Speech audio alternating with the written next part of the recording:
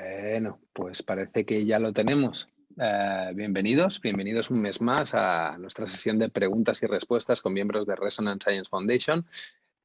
Bueno, como cada mes os explicamos, ya sabéis que esto es el encuentro mensual en el que os podéis conectar, siempre que seáis miembros contribuyentes, que es toda la gente que mes a mes aporta pues desde 5 hasta $20 a la fundación para así pues tener acceso a estas llamadas y a muchas otras cosas. Entonces, pues esto son las reuniones que mensualmente miembros contribuyentes pueden acceder y hacer preguntas a pues, miembros de Resonance Science Foundation, tanto a nosotros, que estamos aquí siempre, como a Nassim Haramein, que hasta ahora pues hemos tenido la desgracia de que ha estado trabajando, o la gracia en realidad, de que ha estado trabajando en su último artículo científico y que no nos ha podido acompañar. Pero dentro de muy poquito esperamos ya poderlo tener con nosotros y bueno, aparte de estas llamadas de preguntas y respuestas, que sepáis que también hacemos otra llamada mensual, que es la de grupos, llamadas grupales, donde pues esto, like-minded people, gente que piensa de una manera similar, se puede unir y pueden hacer redes planetarias entre ellos y así pues ir favoreciendo esta interconexión planetaria entre gente que estamos visualizando, ¿no? Visualizando una nueva realidad, un nuevo planeta, estamos fabricando, digamos, este nuevo holograma, este nuevo paradigma, ¿no? En el que vivir. Así que, bueno, daros la bienvenida a todos y sin más, ¿qué tal, chicas? ¿Cómo estáis? Hola Marco, ¿qué tal? Muy contenta de estar aquí otra vez. Pues sí, muchos saludos a todos. Qué bueno que estamos aquí reunidos otra vez, como todos los meses. Súper entusiasmada, estrenando Fondo Galáctico, bueno, estelar o no sé cómo llamarlo. Y bueno, estamos listos para viajar Hacia los confines. Más allá.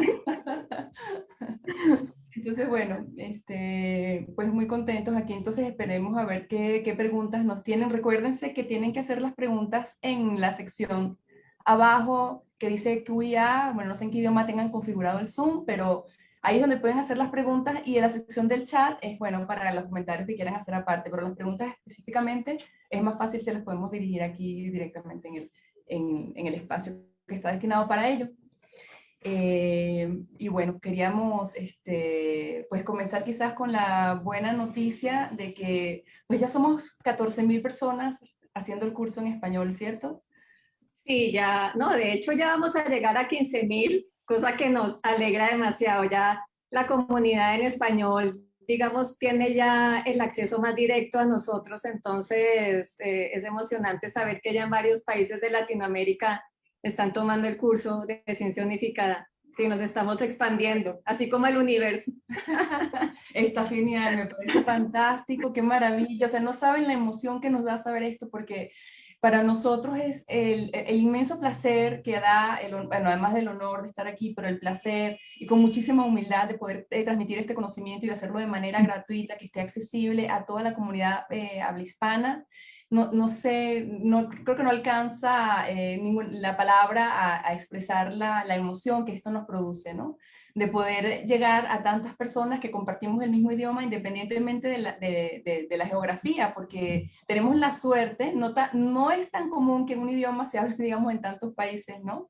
Bueno, el inglés quizás ahora porque se hizo el predominante, pero digamos que el castellano sería el segundo idioma que está difundido en todo el planeta, entonces somos una comunidad internacional que abarca varios continentes y que está toda, digamos, empapándose, sumergiéndose en este universo holofractográfico de Nassim Haramein, y pues nos encanta tenerlos a todos aquí y que nos sigan en estos cursos y en las redes. Entonces, bueno,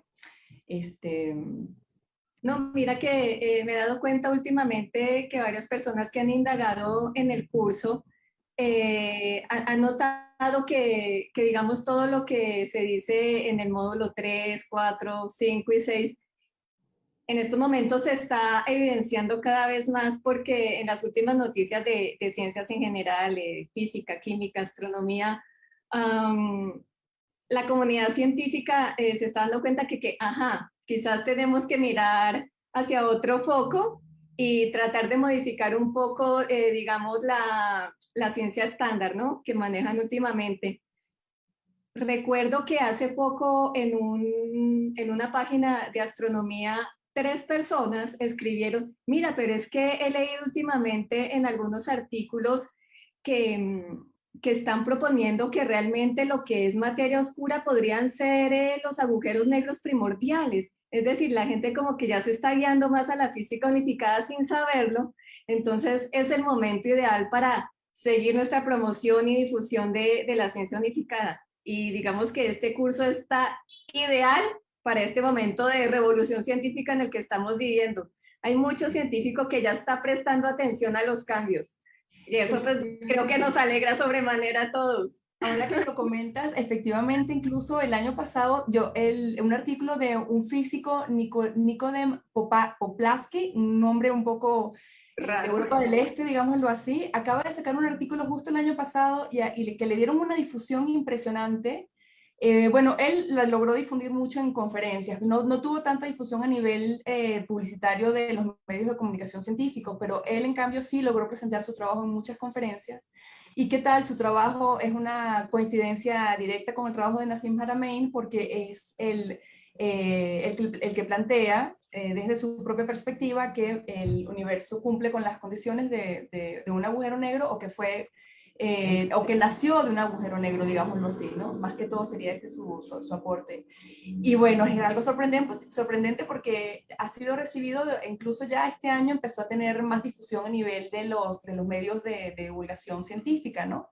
Lo que nos llena de muchísima felicidad porque esto es algo que, digamos que ya los que conocemos la teoría holográfica generalizada que propone Nassim Haramein, sabemos que esto lo viene él planteando desde hace por lo menos 25 años. Entonces es algo extraordinario que estos científicos, Nikodem Poplaski es un excelente investigador.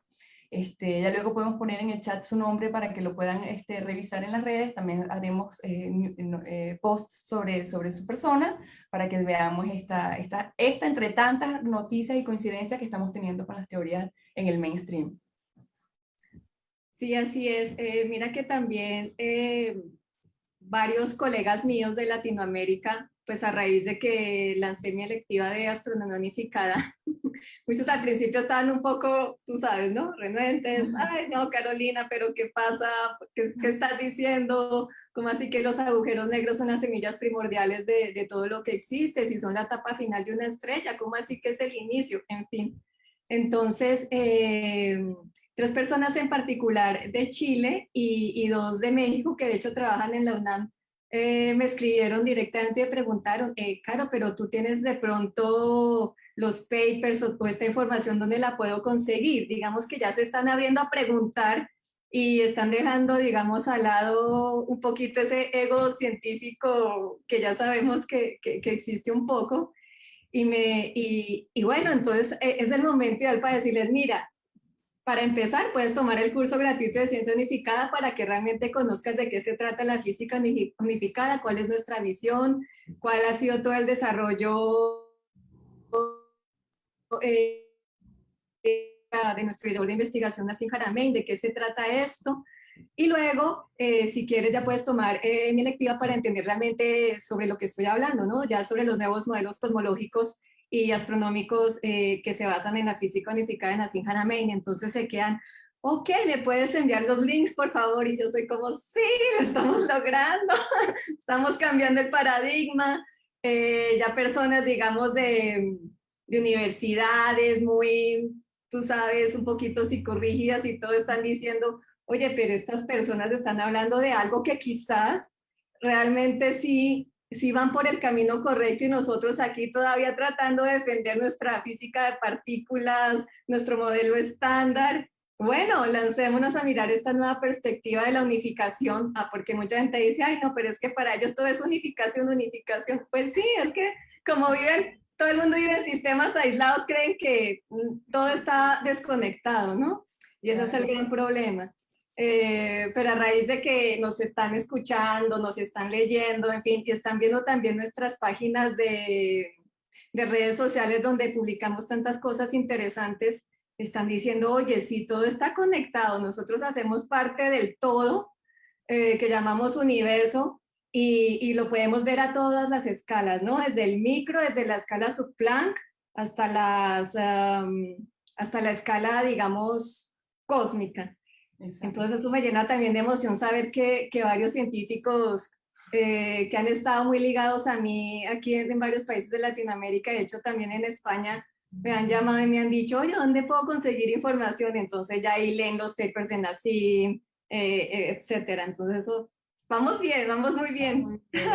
Genial, me encanta esa Sí, noticia porque además, además fíjate qué coincidencia, qué sincronicidad, lo que nos muestra que el universo está conectado, efectivamente, porque no solo está ocurriendo que las mentes están convergiendo a las mismas ideas, ¿no? Lo que acabo de comentar con Nicodemo, otros científicos que están llegando a las mismas conclusiones, pero incluso de antes, cuando, por ejemplo, en la otra escala, en la escala cuántica, con un trabajo que he estado desarrollando en el último año, año y medio, que tiene que ver con el electrón, que es una partícula que se supone está más que requete comprendida y entendida, a pesar de que no hay realmente una teoría que nos describa, porque las conclusiones a las que se llegaba a través de la física, digamos, del modelo estándar, es que la partícula del electrón no tiene subestructura, es como se considera como una carga puntual, un punto lo que plantea muchísimos problemas y controversias a nivel, digamos, de lo que sería la física clásica, porque entonces uno se pregunta, bueno, pero entonces, ¿cómo una carga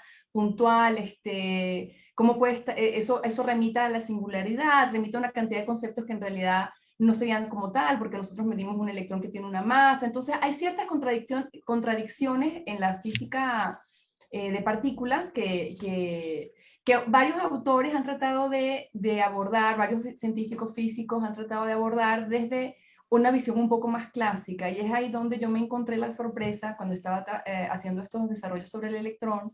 Me encontré con la sorpresa de que es una comunidad muy grande pues, de físicos en puestos en la universidad que están trabajando con modelos basados todos en tratar de comprender un fenómeno que está predicho por una ecuación muy importante en la física atómica, digamos, a la física cuántica, que es la ecuación de Dirac, pero que Schrödinger había encontrado que predecía una fluctuación de las partículas, de todas las partículas subatómicas, que era a la velocidad de la luz, una fluctuación del orden de la velocidad de la luz. Es una palabra un poco loca la que se usa para describirla, se llama Zitterbewegung. Zitterbewegung es una palabra alemana que significa fluctuando al mismo tiempo que transito. O sea que esta fluctuación del electrón, el electrón cuando se está moviendo aparentemente de manera lineal, cuando va circula de un sitio al otro, en realidad también tiene una fluctuación interna, una vibración interna muy rápida, que es a la velocidad de la luz. Se le conoce como Zitterbewegung. Y como esto contradeciría de alguna manera la relatividad, entonces esto plantea, porque está yendo a la velocidad de la luz, se supone que la masa no puede ir a la velocidad de la luz, entonces genera todo un planteamiento, digamos, un poco controversial, y es un punto que todavía no está resuelto en la física. Para mi sorpresa, yo ni siquiera conocía de este fenómeno porque es algo que está tan escondido, tan guardado en la teoría, y como se supone que solo se aplica en régimen relativista, pues finalmente no es algo a lo que uno comúnmente entienda y escuche hablar. Me llevo la sorpresa de que no solo existe este fenómeno, sino que además es súper importante cada vez más por ciertas observaciones experimentales a escala cuántica que están remitiendo a este fenómeno, ¿no? Que están usando este fenómeno para explicar ciertos aspectos que ocurren en la mecánica, en los experimentos a escala cuántica, ¿no? Para mí fue sorprendente porque entonces estamos hablando de muchísimos científicos que estamos todos reuniéndonos, haciéndonos una de suerte como de colaboración en grupo ya internacional y para esto pues hay un artículo que estoy escribiendo, un paper que reúne, digamos, los trabajos de todas estas personas y que cierra con el trabajo holográfico generalizado abordando al electrón, que fue el trabajo que realizaron Amira Baker y junto con Nassim Haramein para resolver el modelo del electrón, y Olivia Lirol para resolver el modelo del electrón a la escala usando el modelo holográfico generalizado. Es un trabajo bellísimo y bueno, con esto cierra, digamos, ese capítulo. Entonces, me sorprendió mucho la coincidencia porque eran como que trabajos que estaban ahí como perdidos, desperdigados, investigaciones que se publican pero que no tienen un alto impacto, se han ido publicando por aquí y por allá y quedaron como desconectados, ¿sabes? Como que cada quien hablaba por su lado. De pronto encuentran este hilo conductor y es un hilo conductor que los conecta de manera pues espontánea prácticamente y que culmina con el trabajo holográfico aplicado al electrón. Bueno, algo espectacular. Entonces yo estoy esperando pues ya que nada terminen este último artículo que está por salir porque con eso ya no va a haber lugar a dudas, digamos, ¿no? Que esto es el camino, pues es el camino, ¿no? No quiere decir que los otros están dando para lo que dan, pero hay que ir más lejos, hay que entender con mayor profundidad y lo que me gusta más de este modelo es que rescata la parte mecanística, la parte ya dejamos de pasar de una interpretación probabilística a una interpretación que es mucho más realista, mucho más afín a nosotros, más determinista, si lo quieren ver también un poco, pero el hecho es que se puede entender a través de mecanismos, a través de procesos, a través de cosas que se nos hacen mucho más intuitivas, pues, digámoslo así, ¿no? Porque ya sabemos que la mecánica cuántica predice una cantidad de fenómenos muy esotéricos que no quiere decir que no existan, pero digamos que los interpretaríamos de una manera muy diferente. Entonces, bueno, entonces digamos que a las dos escalas, a la cosmológica, a la cuántica, estamos viendo esta revolución increíble siendo conectada a través pues, del trabajo de Nassim Haramein. Y mira que hablando de esos fenómenos esotéricos, están tocando mucho el tema ahora de la conciencia. En la parte de física, ya digamos que antes solamente la estudiaba en la parte de neuropsicología, cerebro, en fin, la parte biológica, pero últimamente la están atando mucho ya la parte de la física cuántica, que también conecta mucho con el trabajo de Nassim Haramein y pues el que desarrollamos nosotros. He visto varios documentos también que ahora tratan el tema de la conciencia y que además se están replanteando si realmente la velocidad de la luz es la velocidad límite que tiene, digamos, la materia o la energía para viajar, ¿no? Y aquí vemos que esto también conecta al trabajo y al paper que va a salir próximamente de Nassim y Olivier, porque si nos vamos más allá de la escala de Planck a la sub-Planck, sabemos, y eso ya lo están demostrando las ecuaciones que están realizando, que digamos los pensamientos, la información viaja más rápido que la velocidad de la luz.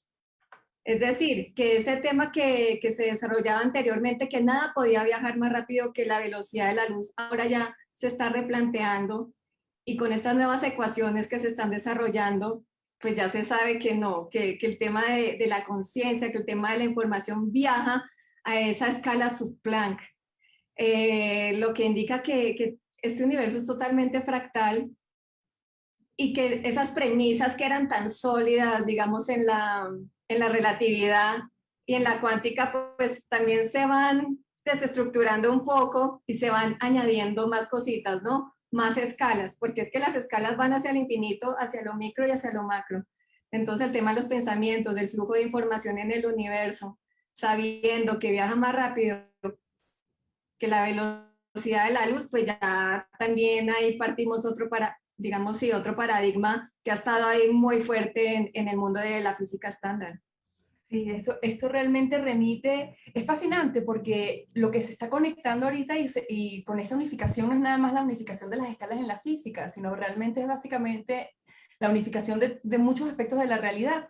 Y entre ellas, pues la más fundamental sería la conciencia, porque nosotros somos seres conscientes tratando de explicarnos a nosotros mismos y al universo. Entonces, es evidente que pasa a través de la conciencia y digamos esa separación que se dio entre la física y la filosofía es algo que tuvo consecuencias muy fuertes porque dividió a la conciencia de la ciencia, vamos a llamarlo así. Entonces hablar de la ciencia era algo tabú, era algo era impensable hacer eso en el medio de la ciencia, era hace unos años, ni ir tan lejos, hace ya 10 años, a pesar de que es un tema que sí se investigaba, y eso lo vemos por la desclasificación de los archivos de la CIA, es un tema que nunca dejó de estar presente, solo que se censuró, vamos a llamarlo así, se puso un poco para que no tuviera la misma el mismo seguimiento y el mismo financiamiento, digamos, público que ha tenido la otra investigación, la que hacemos normalmente, ¿no? Y el tema de la conciencia, pues es lo que realmente va a unir a la ciencia y lo que se consideraba antes, pues filosofía, lo que antes solo abordaban desde el aspecto incluso nada más que exotérico, místico, ocultista, todos esos temas que antes eran tan vetados porque remiten a un proceso que no se podría explicar desde la física contemporánea, digámoslo así, a excepción del mecanismo de entrelazamiento que proviene de la mecánica cuántica, ¿no? Pero sin embargo, la mecánica cuántica nos predice que hay un fenómeno de entrelazamiento, pero el mecanismo que hay detrás o por qué puede surgir el entrelazamiento no aparece explicado en ninguna parte, ¿no? Sería el sustrato que nos permitiría explicar una cantidad de fenómenos como son el campo de información de Rupert Sheldrake, que también lo llamamos nosotros en el marco de la teoría unificada, lo llamamos el espacio-memoria, el campo del espacio-memoria, en lugar del espacio-tiempo. Todos estos son conceptos que van a depender de entender a profundidad lo que significa el entrelazamiento cuántico. Y esto es muy importante porque el entrelazamiento cuántico es de donde emergerían, según estas teorías que nosotros estamos trabajando y que no somos los únicos que estamos abordando, es de donde emergería el concepto de espacio, de tiempo y de todo lo demás, ¿no? Entonces, y pues el entrelazamiento cuántico, para quienes no estén familiarizados, es este fenómeno que Einstein llamaba acción espeluznante a distancia, que es un fenómeno altamente no local.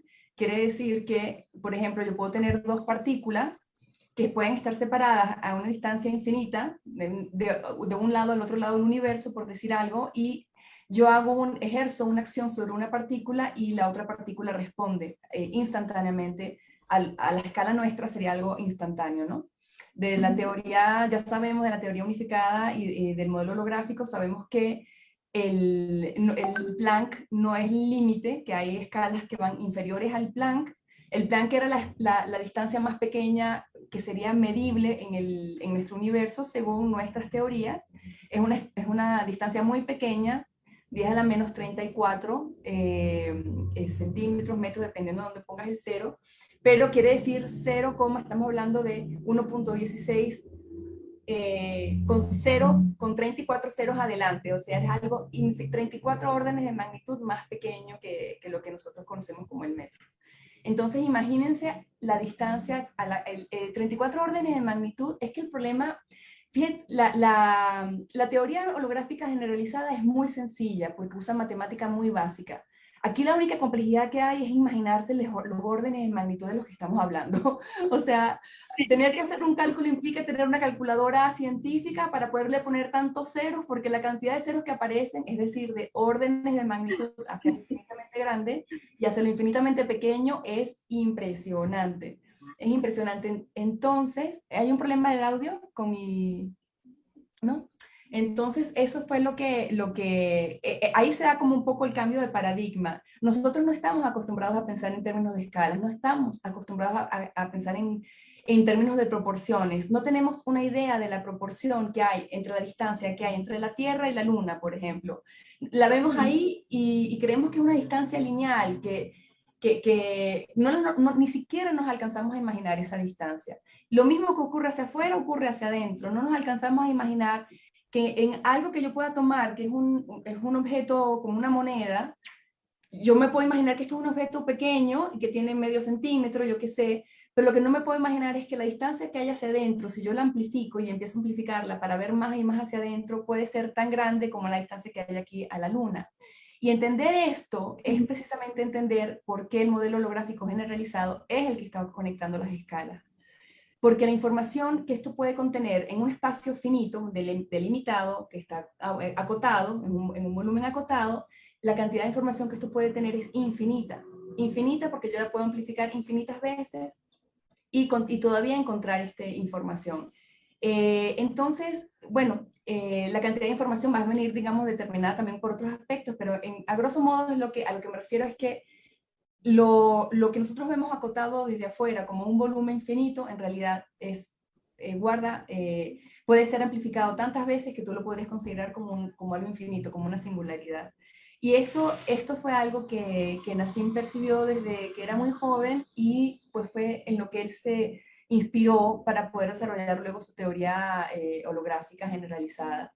Y bueno, y está dando ahorita los resultados que está dando. Predice la masa del el radio electrónico, el radio del protón, el radio de carga del protón, lo predice sin parámetros de ajustes, lo predice sin aproximaciones, lo predice simplemente usando geometría, conceptos de geometría que están directamente y profundamente relacionados con ahí es cuando tú descubres que la geometría encierra conceptos de termodinámica y de entropía que son muy profundos y que no estaban tan evidentes, no son evidentes a primera vista.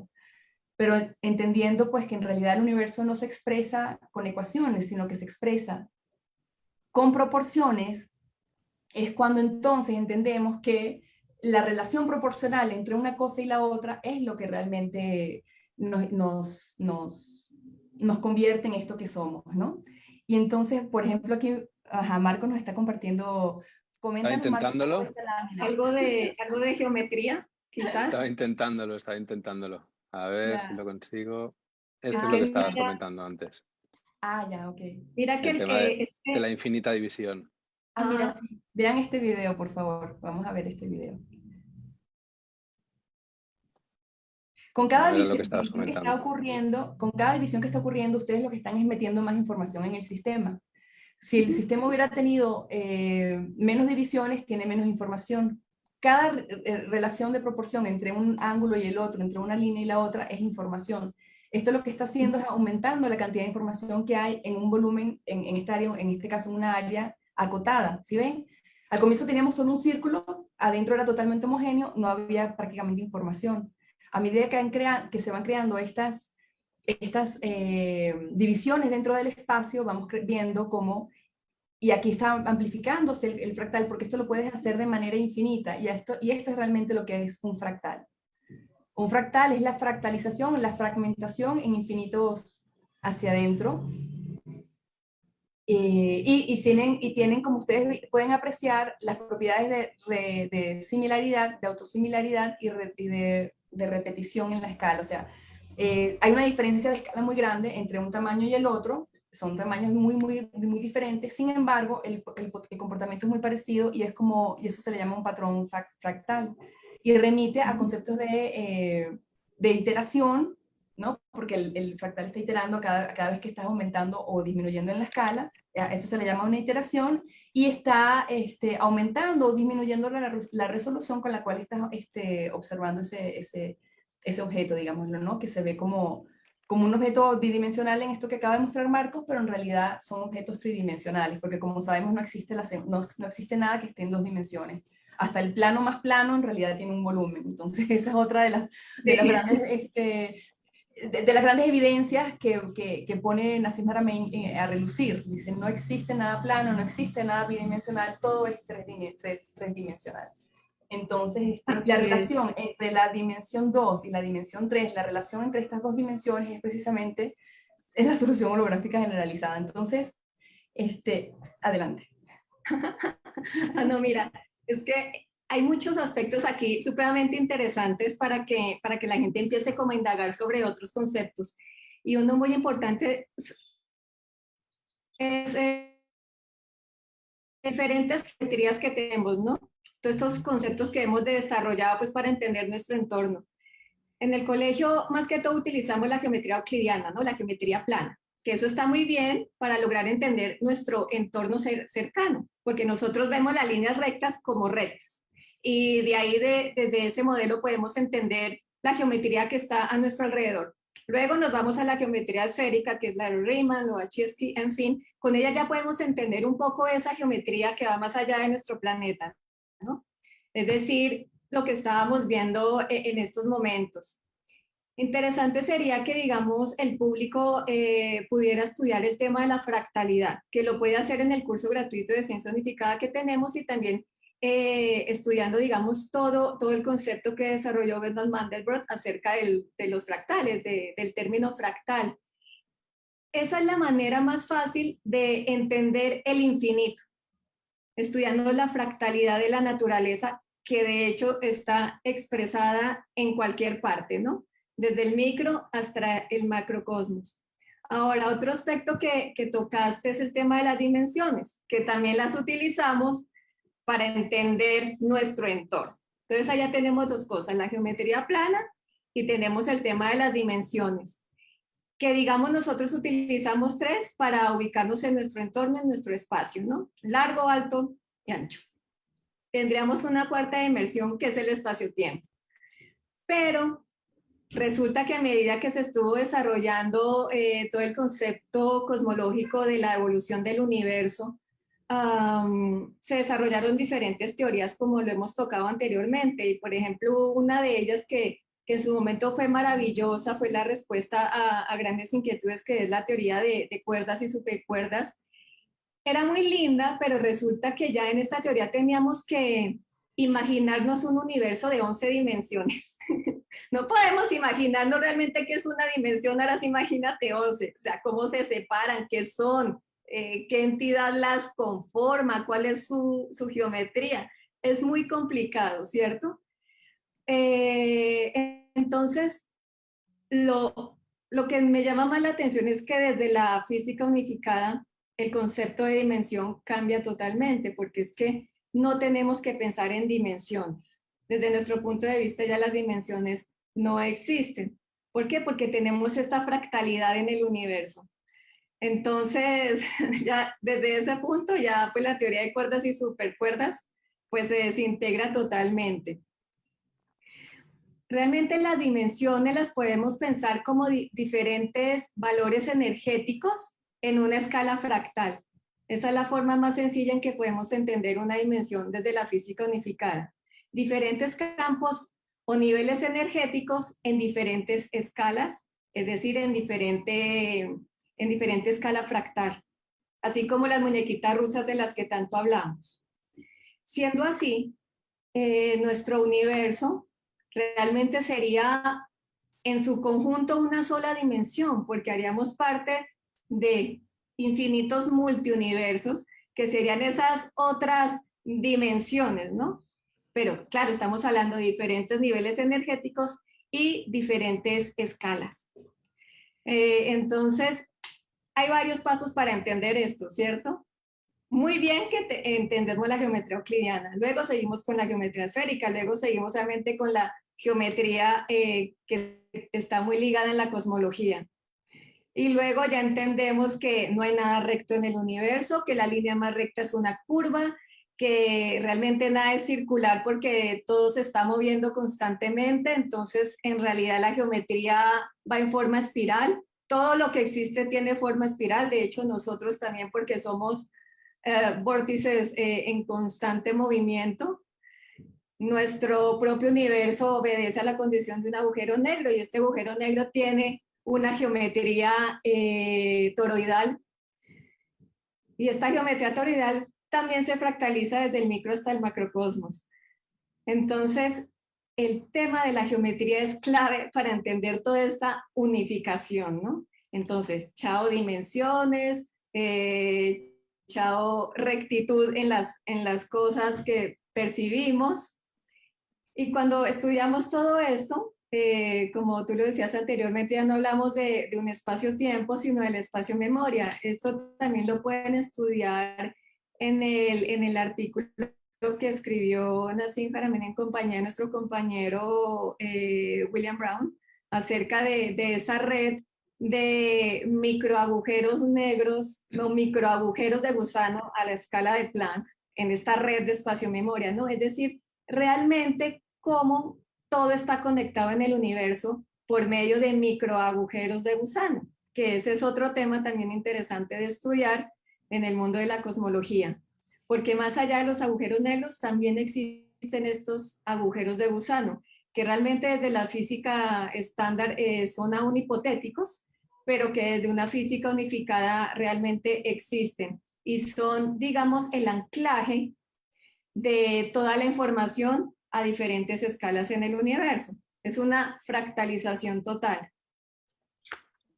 Exactamente. Yo Y siempre he lo que tenido a los decía, agujeros negros como la manera de conexión con el infinito que tiene todo, ¿no? De alguna manera. Los agujeros de gusano. Bueno, Los sí, lo que son... microagujeros de gusano que son diferentes a los microagujeros negros. En la red espacio-memoria ya hablamos diferente. Perdí la Cualquier pregunta, cosa Marco. que ¿Cuál me... fue tu pregunta? No es una pregunta, que yo siempre he visto lo que es la conexión con los diferentes agujeros de gusano, mini agujeros de gusano, agujeros negros, con todo lo que hay en el universo que conecta directamente con el espacio, ¿no? De alguna manera, con ese infinito. Tengo ruido aquí hay ruido en las naves espaciales, ahorita está viendo como están pasando unos camiones justo detrás, no puede ser. O sea que no estás en el vacío, No, en el supuesto vacío interestelar. No estamos solos en el universo. No, we are not alone. Pues justo el otro día estaba intentando pensar un poco acerca de lo que es, pues esto, el infinito y cómo empezar a describir lo que sería la creación de este ser infinito. Y entonces me estaba intentando imaginar todo, ¿no? Y al imaginármelo todo, lo que veía era esto, ¿no? Que como cualquier sistema que aparece en este infinito, lo que hace es frenar un poco esta velocidad infinita precisamente, ¿no? Para que algo exista más allá de esta especie de cosa homogénea, ¿no? Que sería como esta especie de infinito. Entonces, cuando empiezas a crear algo dentro de este infinito, lo que estás haciendo es ralentizar mediante el giro, por eso evidentemente todo en el universo está girando, pero lo mantienes conectado a ese infinito mediante lo que llamaríamos todo tipo de estos agujeros de gusano, estos agujeros negros, esta especie de centros que mantienen los sistemas unidos en un lugar, ¿no? Que es precisamente este infinito. Y me parecía muy curioso, pues precisamente esto, ¿no? El hecho de que lo que estamos llamando agujeros negros, microagujeros negros, es simplemente la conexión que tiene cualquier punto material del universo con el propio espacio, ¿no? ¿Cómo lo veis vosotras esto? Bueno, en realidad la red de microagujeros de gusano es lo que conecta todo, ¿no? Y por ahí es donde fluye la información de todo lo que existe. Acordémonos que desde la física unificada, energía, materia e información son lo mismo, ¿no? En una diferente escala. Desde el marco de la física estándar siempre se ha teorizado que los agujeros de gusano son aquellos por los cuales podríamos viajar a otro lugar en nuestro propio universo o a otros universos, ¿no?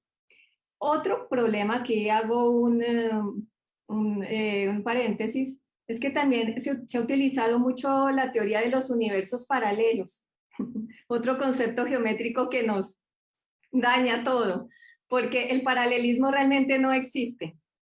Si vemos la geometría real del universo, pues nada puede estar paralelo a otra cosa. Primero, porque no van en línea recta.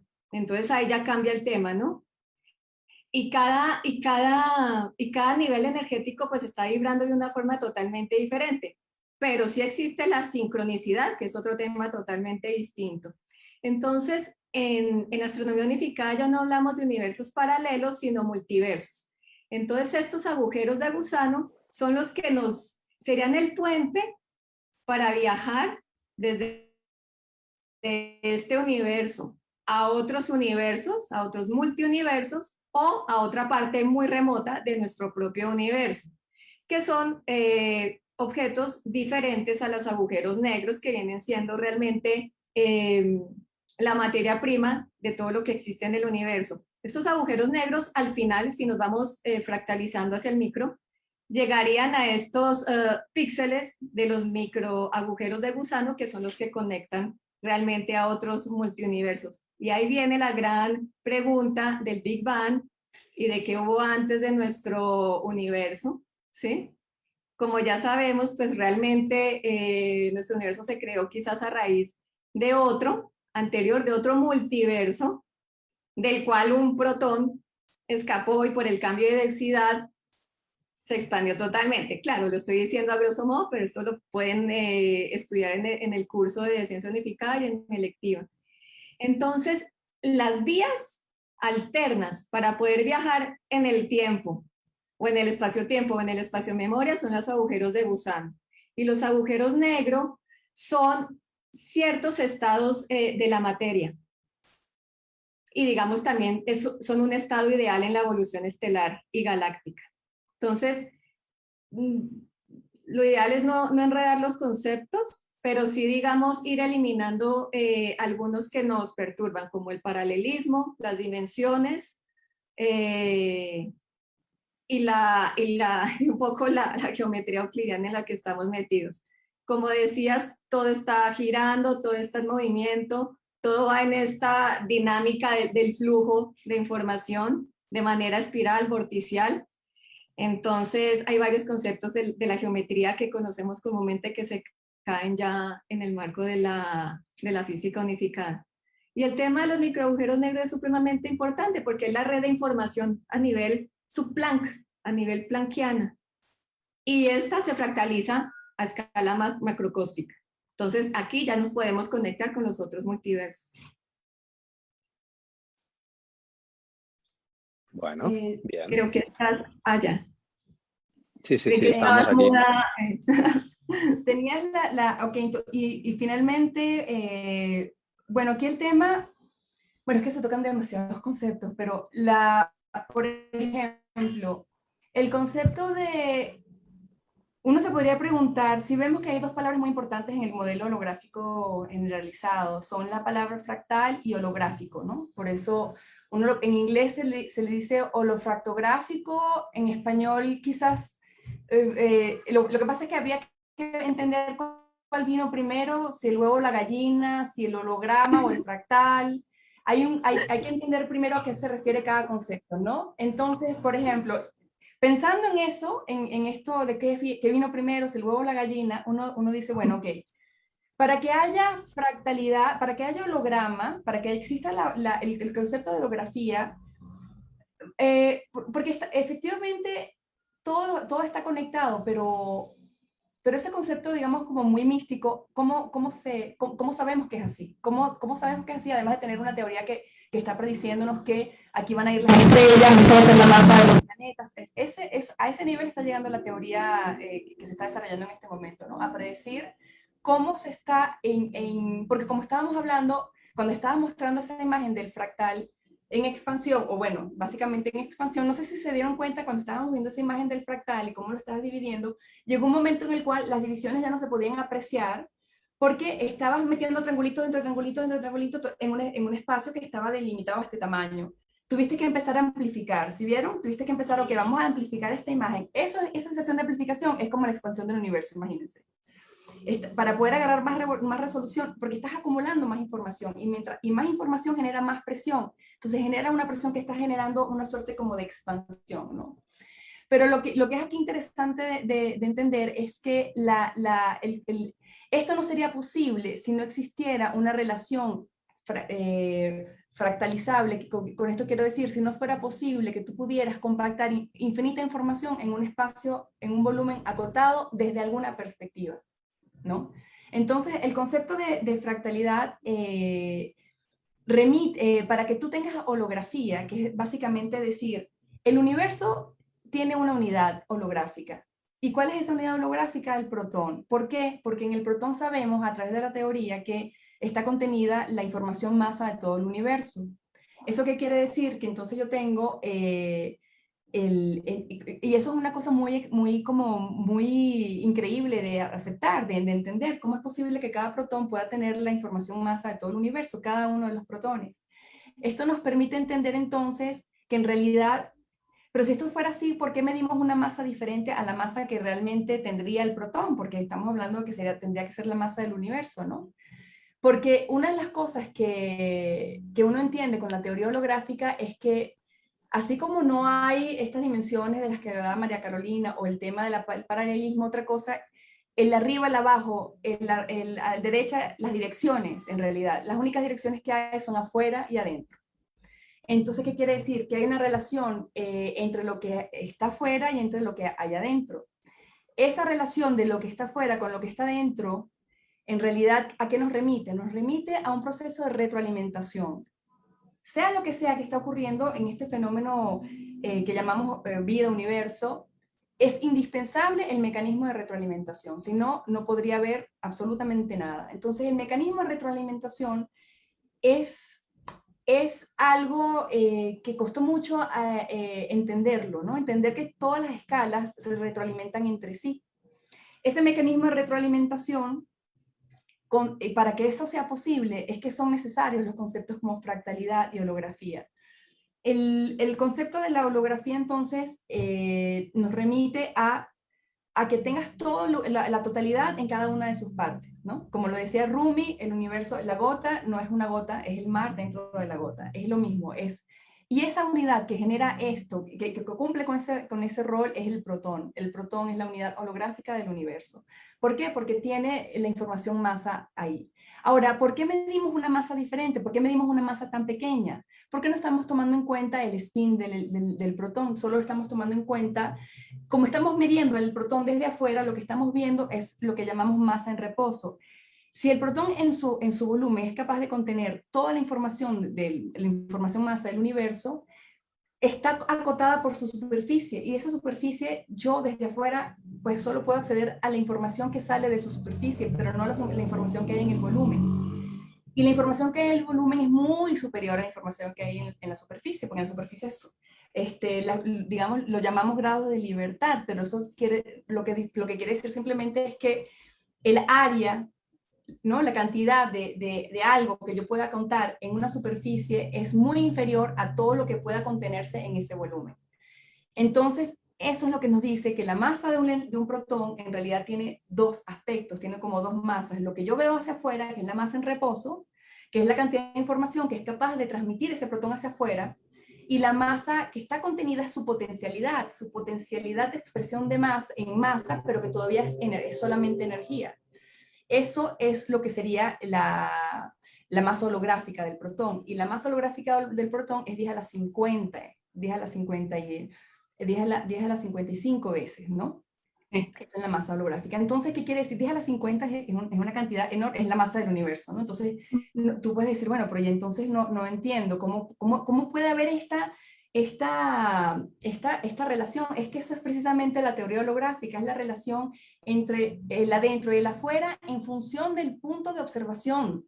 Entonces, aquí el concepto de referenciales cambia completamente, porque ¿cuál había sido la limitación que habíamos tenido hasta el momento? Que nosotros vemos siempre con respecto a lo de afuera, nuestros referenciales siempre son externos, y siempre pensamos que los vamos a poner en la Tierra para ver hacia la Luna, o del microscopio para ver hacia adentro, pero en realidad los referenciales tienen que estar más relacionados que esto, tienen que tener tiene que haber algún mecanismo que les permita autorreferenciarse, o sea, referenciar hacia afuera y luego referenciar hacia adentro. Y esto es lo que hace el mecanismo de retroalimentación, referenciar de afuera a adentro. Aunque ustedes no lo crean, un agujero negro es eso exactamente. Un voxel, ¿dónde está realmente la unificación de todas las escalas? ¿Dónde está la unificación de todo esto? Está en que el mecanismo de retroalimentación no solo es, está desde lo más pequeño, porque el voxel que genera, en el que se sustenta la teoría, el Planck, la unidad esférica de Planck, y la unidad esférica del subplanck, y la unidad del subplanck, en realidad son todos microvórtices que son un mecanismo de retroalimentación en sí mismos. Ellos mismos generan tienen ese comportamiento de flujo de información. Porque si eso no fuera posible, obviamente lo demás no podría hacerlo tampoco. Entonces, lo que es aquí primordial es entender que eso que compone a los átomos desde lo más pequeño, desde lo más subplanck y hasta lo más pequeño, es siempre el mismo mecanismo de retroalimentación. Y eso es lo que está escalando. Y lo está haciendo de manera de fusión proporcional. No ocurre a cualquier escala. Las escalas ocurren en tasas proporcionales en función de los mecanismos y dinámicas que genera ese flujo de información que va de adentro hacia afuera. Por ejemplo, una cosa que es muy importante entender es que desde esta perspectiva, que es un mecanismo de retroalimentación, entonces los agujeros negros, en realidad primero no son agujeros negros. Si queremos ser realmente formales al respecto, son agujeros blancos negros, porque tienen una parte que es radiativa, que radia hacia afuera, y hay una parte que es gravitacional, que colapsa hacia adentro. Entonces son agujeros blancos negros, ¿no? Y en realidad son procesadores de información, son procesadores cuánticos de información. La importancia del agujero negro y la razón por la cual es tan importante en la teoría holográfica y es algo que tenemos que recordar es porque el agujero negro es a la vez una figura, es una entidad a la vez relativista por la cantidad de masa que tiene, pero es a la vez una entidad cuántica, porque todos los procesos que encierra son cuánticos. Entonces el agujero negro es un procesador cuántico a escala relativista, y es por esta razón que es esa entidad que cuando la detectaron y descubrieron que sí existía, que no era nada más una predicción de las teorías de la relatividad, sino que además existía, que era real. Eso puso a la física en un tremendo dilema, porque hasta ese momento estaba cada escala de lo más tranquila, la física cuántica diciendo, bueno, no nos tenemos que meter con la relatividad, porque total nosotros solo actuamos a esta escala. La relatividad estaba diciendo, bueno, ¿para qué nos vamos a meter en temas cuánticos? Si aquí con nuestras teorías de la relatividad podemos manejarlo muy grande, no hace falta, no es un gran conflicto no poderlas unificar, hasta que llegaron estas criaturitas llamadas los agujeros negros, que nos hicieron colapsar a los dos regímenes, porque dijeron, bueno, pero y entonces estas criaturas son cuánticas y son relativistas, ¿y ahora qué hacemos? Bueno, ahora vamos a tener que ponernos a trabajar sobre este tema, ya no podemos hacernos la vista gorda, porque estos agujeros blancos negros en realidad son lo que va a unificar a las escalas. Entonces llegaron científicos, Eric Berlinde, Gerard de Hoof, Stephen Hawking, todos ellos a entender la importancia capital que tenían los agujeros negros. Pero esta importancia capital la entendió Nassim hace mucho tiempo, hace 20, 30 años, porque él entendía que un fractal, que es una manera de compactar infinita información en un volumen acotado, tiene que ser un agujero negro. Entonces era evidente que si tú puedes comprimir infinita información en y sabemos que la información y la masa y la energía son equivalentes, si tú puedes tener infinita información adentro, estás haciendo una densidad infinita. En un volumen acotado estás creando una singularidad. Entonces, los agujeros negros pasaron de ser algo secundario, bueno, como una curiosidad cosmológica, que además se ve de vez en cuando, a ser la figura capital central de toda la física, aunque todavía no se entienda que eso es así, porque todavía no hay la suficiente promoción del tema. Sin embargo, se le dio el premio Nobel el año pasado porque se sabía que este iba a ser ¿cómo se llama? El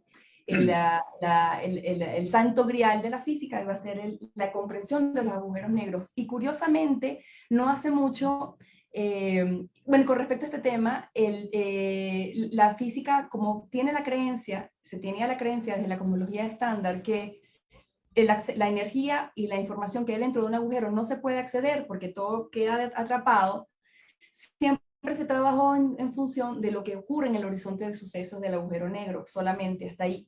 Y se despreciaba los grados de libertad y la información que estaba dentro del agujero negro.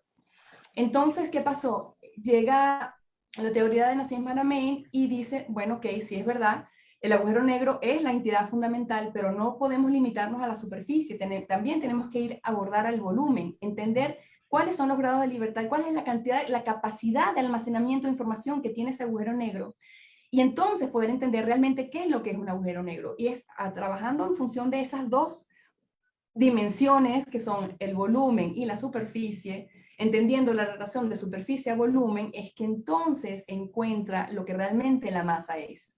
La masa, lo que para nosotros es la masa en reposo, la masa normal que conocemos, en realidad es lo que se pudo expresar, la información que se pudo expresar a través de la superficie de ese agujero negro, de este objeto, de esta entidad. Y esto es fundamental, porque entonces, ¿qué quiere decir? Que yo puedo escalar ese concepto y lo puedo llevar al concepto más de algo muy grande o del concepto de algo muy pequeño, o sea, lo puedo llevar a diferentes tamaños. Aquí ya estamos pasando del concepto de dimensiones al concepto de tamaño, en los tamaños. Entonces hay como un salto, hay como saltos en la cantidad en la diversidad de tamaños que pertenecen a una escala. En la escala que nosotros nos movemos tenemos un cierto acceso a una cierta cantidad de tamaños a los que podemos acceder. Ocurre un salto, ¡pah!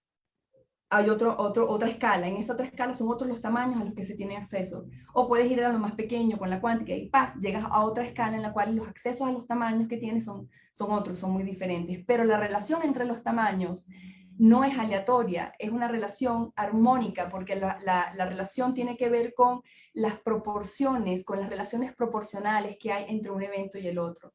Entonces, en resumen, el agujero negro, esto que nosotros veíamos antes como una entidad, primero como una curiosidad matemática que no tenía relación con la realidad. Luego, como una curiosidad que solo ocurría así esporádicamente en alguno que otro punto del universo. Ahora se sabe que está en prácticamente los centros de todas las galaxias. Se sabe que hay agujeros supermasivos que tienen una cantidad de masa que es inexplicable, que no se podría, que ninguna teoría cosmológica convencional la puede explicar, ninguna. Rompe completamente con los esquemas de todos los modelos. Y son no es una curiosidad, son muy comunes, ocurren muy frecuentemente. Entonces, estos agujeros negros son, en realidad, como tienen esta propiedad cuántica y a la vez relativista, son enormes procesadores de información.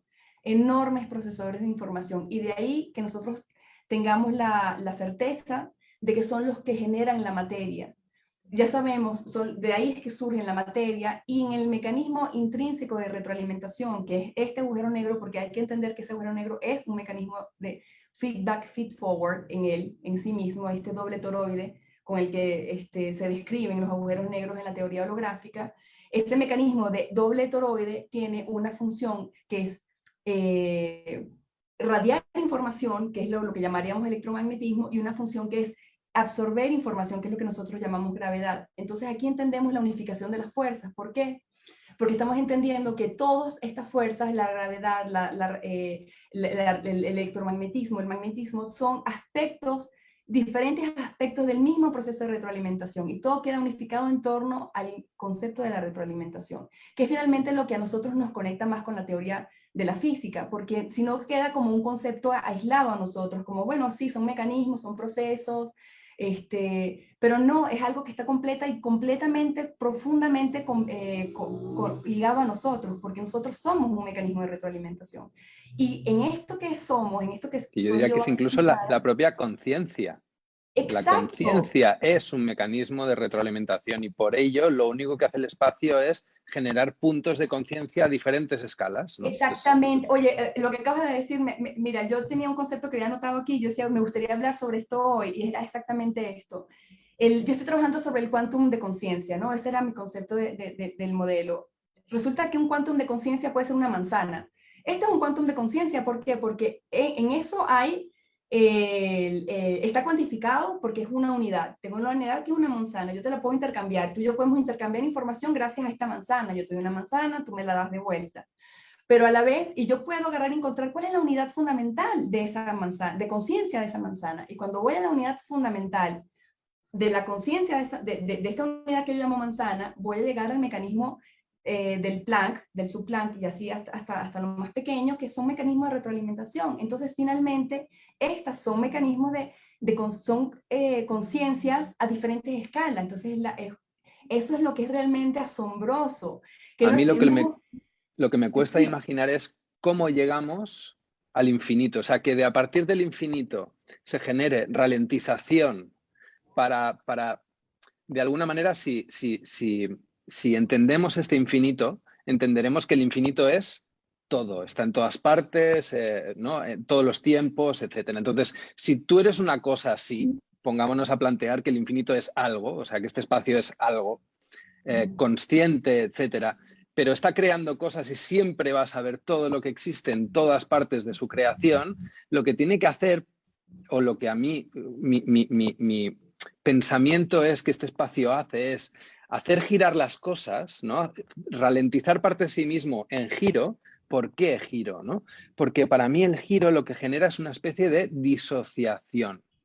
Y esta disociación de él mismo, este sistema que genera disociado de él mismo, es como una manera de olvidarse de quién es, para entonces poder disfrutar, inmiscuirse dentro de su propia creación, entonces disfrutar de esa creación, ¿vale? Pero Marco, claro, a mí lo que me cuesta de explicar es cómo llegamos al infinito este, o sea, bueno, cómo se llenó todo, ¿no? O sea, no entiendo eso. sí, lo que tú tendrías que ver es que, a ver, sí, creo que sí se me fue la idea.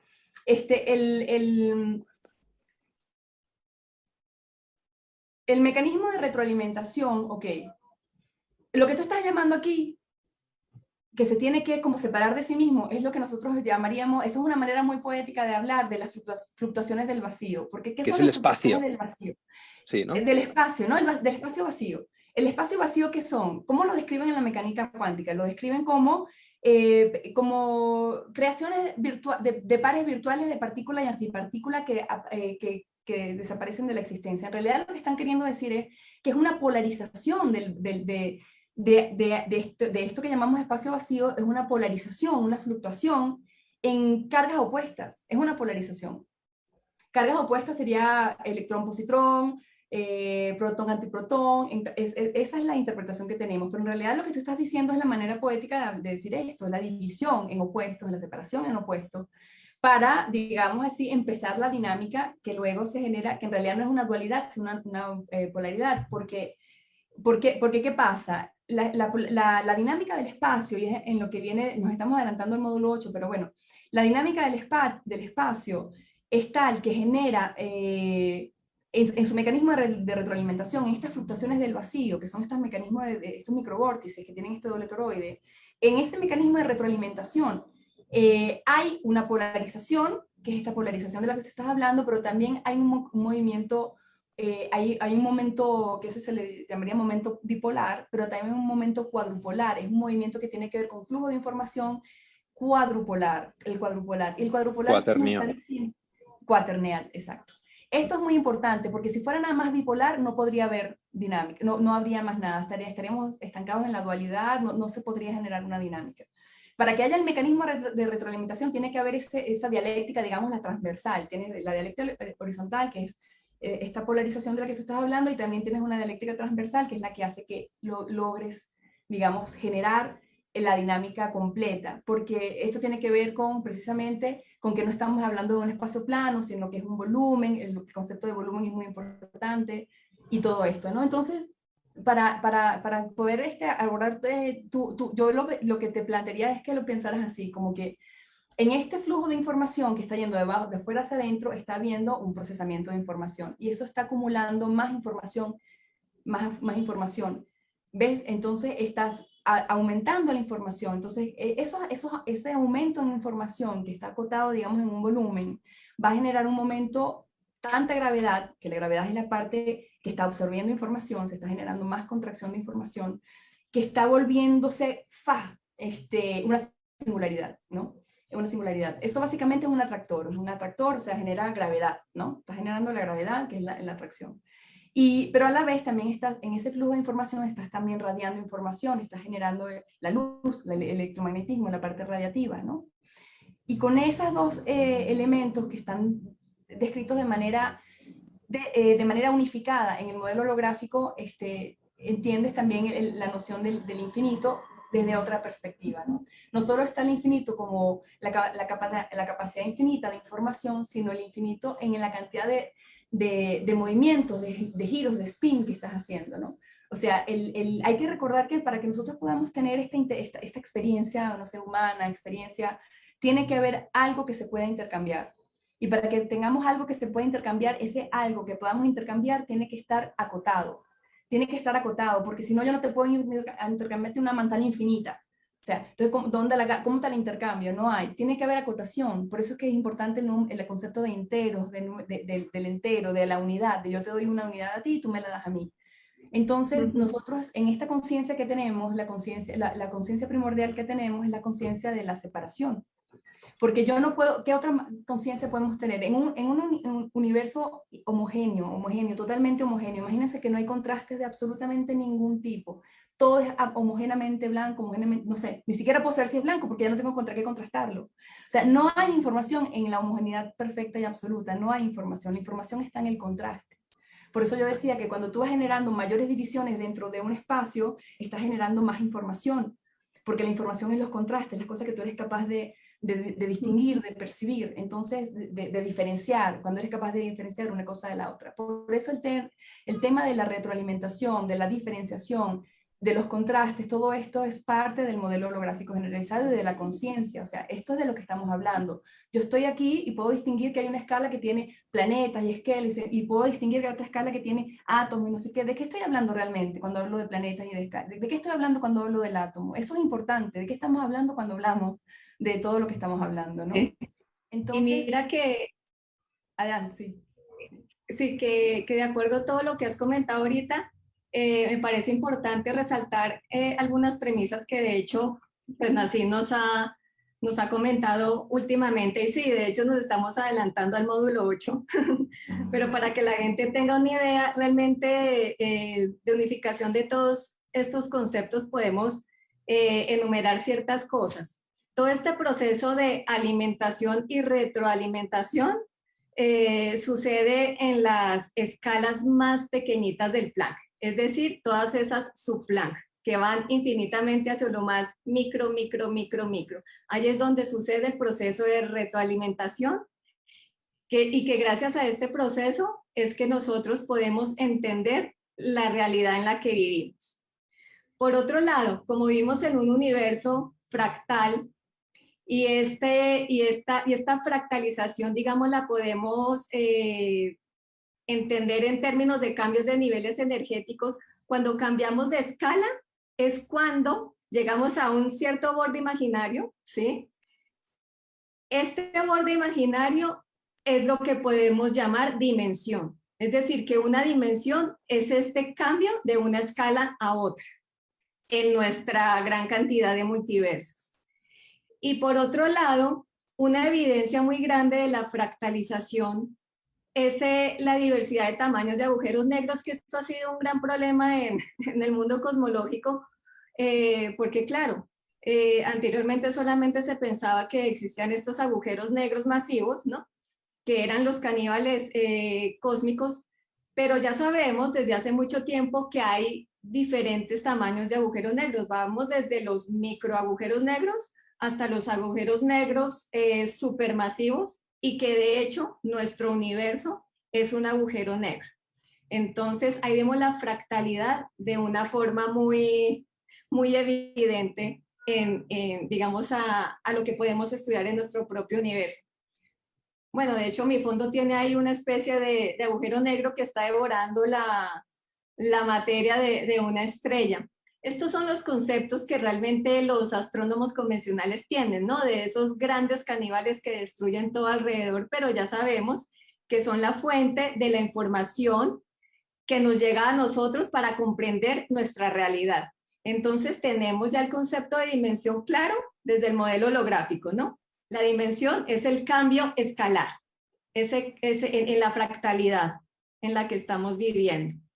Por otro lado, tenemos el proceso de alimentación y retroalimentación que sucede a los niveles micro, micro, micro en la escala subplanck, y que gracias a eso es que entendemos nuestra realidad.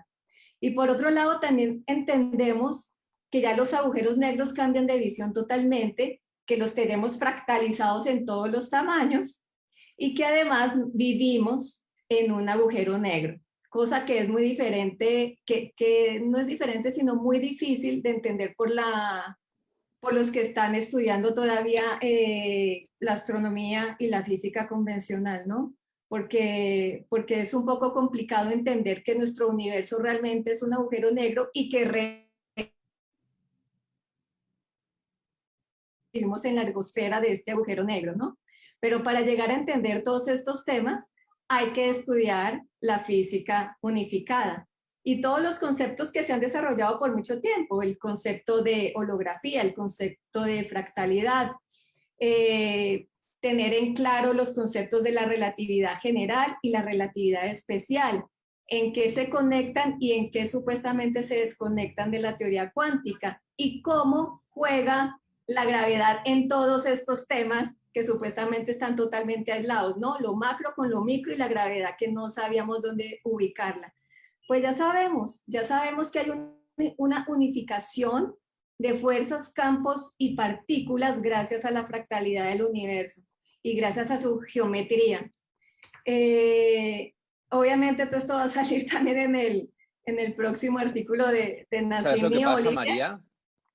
Dime. ¿Sabes lo que pasa también? Que encuentro que mucha gente, muchas veces, lo que le está pasando es que, aparte de comprender lo que es la dimensión a nivel geométrico, que es básicamente una dirección de giro, ¿no?, a diferentes escalas.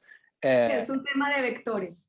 La historia está en que mucha gente también comprende el tema dimensional como un tema perceptivo. Es decir, yo puedo estar aquí y, dada mi educación, puedo estar viendo una serie de cosas en lo que llamamos realidad, pero con otro tipo de educaciones, meditación, etcétera, Exacto. prácticas, puedo ver más allá a nivel perceptivo. Entonces, a eso muchas veces la gente también le llama como ver otras dimensiones, que no sería lo mismo. Entonces, tenemos que hacer como muy clara diferenciación entre lo que es perceptivo, lo que es geométrico, matemático, y un poquito, pues eso, arrojar luz sobre todas estas diferencias. Nassim, de hecho, siempre lo ha comentado, y es que estudiar las dimensiones depende del punto de referencia en que tú estés ubicado. Porque si estás ubicado en el campo científico, pues ya entendemos las dimensiones de esta forma, ¿no? Desde un cambio energético en la escala, ¿no? Es cuando saltamos de una escala a otra, por decirlo de alguna manera, ahí hay un cambio de dimensión. Ya no es el concepto geométrico que tenemos digamos, de la geometría clásica.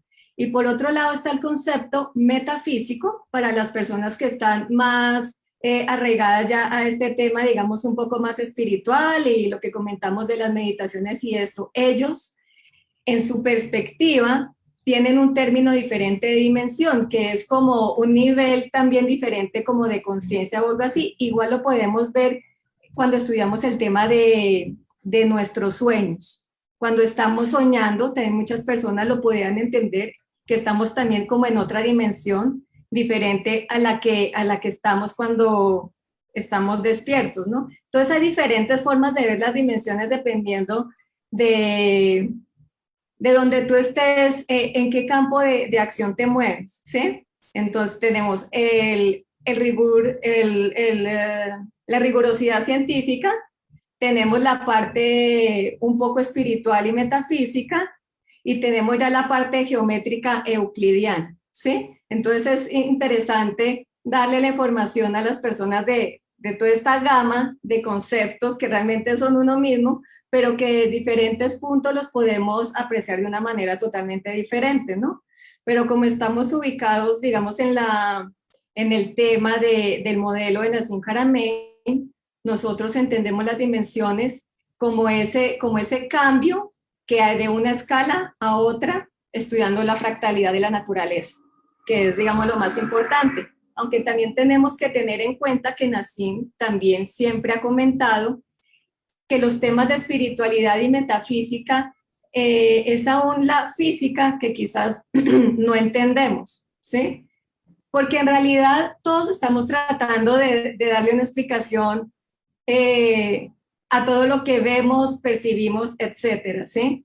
Y de eso es lo que se trata la ciencia unificada, tomar todos estos puntos de vista totalmente diferentes del, digamos, esotérico, del metafísico, del espiritual y del científico, para poderlos unificar de una manera diferente. Pero claro, todas las personas tenemos una forma de entender estos conceptos diferentes.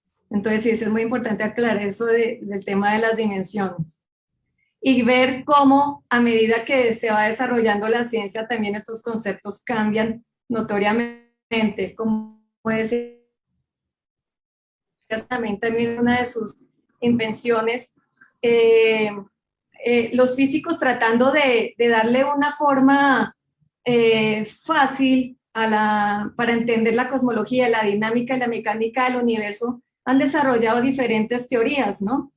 Pero en lugar de aclarar los conceptos, han desenredado más a la gente, porque le meten parámetros libres, le meten dimensiones, le meten conceptos que ni siquiera tenemos la claridad de que existen, como la materia y la energía oscura.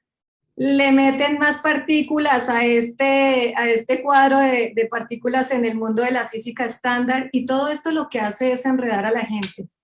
Entonces, lo interesante de esto es que por medio de la física unificada podemos entender que muchas de las partículas que se estudian en el campo de la física estándar no existen para nosotros.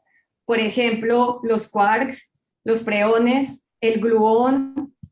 Siendo así, pues tampoco existe ni el campo de Higgs, ni el bosón de Higgs, porque nosotros también entendemos la evolución y la creación de la materia desde un concepto totalmente diferente, desde este flujo de información en el vacío cuántico. También entender que el vacío no está vacío, sino que está lleno de energía, de ahí es donde se genera todo lo que entendemos como información. Entonces, también quitamos el concepto de dimensiones a este nivel. Entonces vemos el cuadro más claro. Vemos el cuadro más claro estudiando el modelo de Nassim Haramein, que tratando de meter rellenos en las teorías clásicas de la física y la astrofísica, pues que se caen por su peso. Por eso tanto científico últimamente se está preguntando, ¿pero realmente existe la materia oscura o seguimos jugando con algo que simplemente es un invento de nosotros, ¿no? ¿La energía oscura también existe o no? ¿Qué hubo antes del universo? Y son preguntas que se están haciendo mucho más en estos últimos momentos. Es decir, desde hace, es interesante, pero desde hace como un año para acá, los científicos se están preguntando más acerca de estos conceptos que se han inventado en el mundo de la física estándar. Y bueno, es que van a llegar a la física unificada de alguna manera. Y hay que remodelar los modelos que tenemos convencionales, como el de física de partículas. Tenemos que cambiar también la forma de estudiar la teoría de la relatividad, también la teoría cuántica, de entender que ese entrelazamiento cuántico y esa acción a distancia, y cuando hablamos del tema instantáneo, esa información está viajando más rápido que la velocidad de la luz, que también es otro concepto que tenemos que cambiar, ¿no? Entonces hay muchos conceptos que hemos tocado en el día de hoy, que todos están unidos gracias a la física unificada, y que lo que tratamos de darle a entender a las personas es que todos estos conceptos aislados se pueden unir de una forma más sencilla y concreta estudiándolos desde la física unificada. Ahí ya tenemos el panorama más claro. De hecho, fíjate que eso me remite a todo esto, a la pregunta inicial que yo me estaba haciendo de qué vino primero, si el huevo o la gallina, si lo logramos en el fractal, porque me había quedado... Sí, es que me acordé que Nassim siempre dice, es que fue primero el huevo o la gallina. Nassim dice, pero es que fue al tiempo, por el sistema de retroalimentación. Necesitamos tener toda esta información fluyendo para que se cree esta realidad. Entonces el huevo y la gallina fueron al mismo tiempo. Sí, exacto, sí. Y aquí quizás yo, bueno, tendría que debatirlo con Nassim a ver, porque el mecanismo que hay, que es el fractal, o sea, por ejemplo, te lo comento porque para mí el fractal es la unidad que lo unifica todo. ¿Por qué? El concepto como tal, porque el fractal es un mecanismo de retroalimentación en sí mismo. ¿Por qué? Porque la ecuación fractal, si ustedes la ven, es más, la podemos hacer compartir, voy a compartir pantalla nada más que para mostrar esto, un segundito. Esta ecuación, esto es una presentación de una entrevista que tengo el 31 de este mes. Pero bueno, quería compartir esto porque aquí tenemos un fractal. Sí, una ecuación muy sencilla, como lo ven, presentamos. una ecuación sencillísima. Aquí lo único que habría que acotar, bueno, la voy a explicar brevemente. Z es un número complejo, ese es un número complejo, ¿no? No es un número real, es un número complejo. Aquí, claro, por supuesto, ¿qué quiere decir un número complejo? Un número en dos dimensiones, pues. ¿ok? No es un número en una dimensión, es un número con dos dimensiones. Y depende de un número que es anterior, que sería el zn al cuadrado más una constante, ¿no? Este fractal es muy sencillo, forma parte de un conjunto que es el conjunto de Julia. Gastón Julia fue el que lo derivó, digámoslo así. Y el fractal que nosotros conocemos como el fractal de Mandelbrot es un caso particular de Gastón Julia, ¿no? Entonces, cuando nosotros tenemos aquí a nuestra ecuacióncita fractal, que como la ven es muy sencilla, porque ¿qué nos está diciendo? Que un número multidimensional va a depender de un número anterior multidimensional elevado al cuadrado más una constante, que es como decirte, esa constante, si yo la hago cero y hago ciertas otras restricciones, obtengo el fractal de Mandelbrot, ¿no? Ajá, Marco, ¿querías decir algo? Que te veo así como... No. Ok, entonces con esta ecuación que está acá, ¿qué veo? ¿Qué vemos acá? Bueno, que es muy sencilla. Primero, lo primero que yo digo es, wow, qué sencillo es esto. Qué sencillo es esto.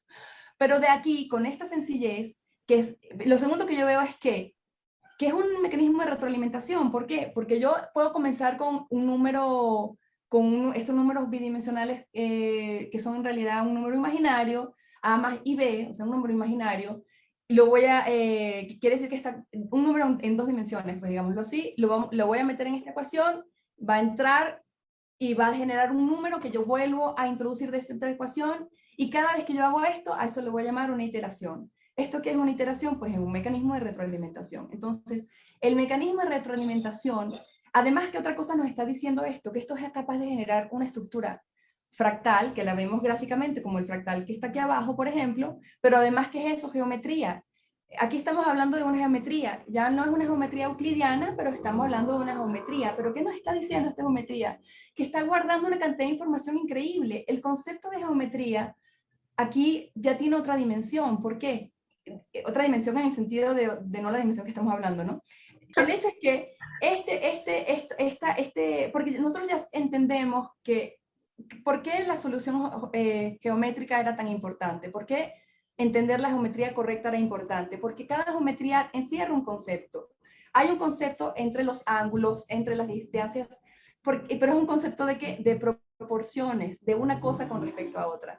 Tengo esto con respecto a aquello, de esta distancia con respecto a la otra, de este ángulo con respecto al otro. O sea, esa es la información, el contraste entre una cosa y otra. Entonces, una geometría encierra un concepto. La geometría esférica tiene un concepto, la geometría del tetaedro tiene otro concepto. Son maneras de codificar conceptos. Claro, el concepto que yo puedo codificar a través de una geometría tan sencilla como una esfera no se puede comparar al concepto que yo puedo codificar a través de una geometría como esta fractal. Pero lo que voy es que en el concepto de fractal, y de hecho cuando nosotros vemos cómo Nassim utiliza en su solución holográfica, que está un poquito más abajo, esto que estamos viendo acá, aquí está, esto que está haciendo acá, estamos fractalizando una esfera muy grande en esferitas más pequeñas. Entonces la solución holográfica, que es básicamente esto que estamos viendo aquí, esto que estamos haciendo aquí es lo mismo, es un fractal, es cómo hacer para fractalizar una estructura, cómo hacerla fractalizable, cómo hacerla que pueda contener infinita información. Entonces, y esa infinita información es lo que remite al concepto de holografía. Entonces, ¿qué tenemos? Que el concepto fractal, la capacidad de reiteratividad fractal, sí es un origen más. Lo que pasa es que Nassim inició con la holografía porque todavía la fractalidad no se podía percibir. Gracias a que obtuvo la solución holográfica primero, es que ahora puede abordar la parte fractal, pero primero tuvo que tener la holográfica. Esa fue pero él tenía muy consciente, muy claro, que en el fondo estaba hablando de fractales. Lo tenía muy claro porque en sus primeras presentaciones, Marco, me imagino que tú te acordarás, de lo primero que él hablaba era de cómo, de agujeros negros y de que un fractal era un agujero negro y de cómo de ahí pasó. Entonces, la idea, pero el problema es cómo haces tú para encontrar el fractal que nos incumbe a nosotros en esta realidad física. Ese era un gran desafío, ese es un desafío imposible. Es realmente algo asombroso poder alcanzar eso, ¿no? Pero ¿y cómo fue? Pues las pistas se las dio el modelo holográfico. ¿Por qué? Porque la solución holográfica es una manera distinta de abordar esta relación entre lo adentro y lo afuera.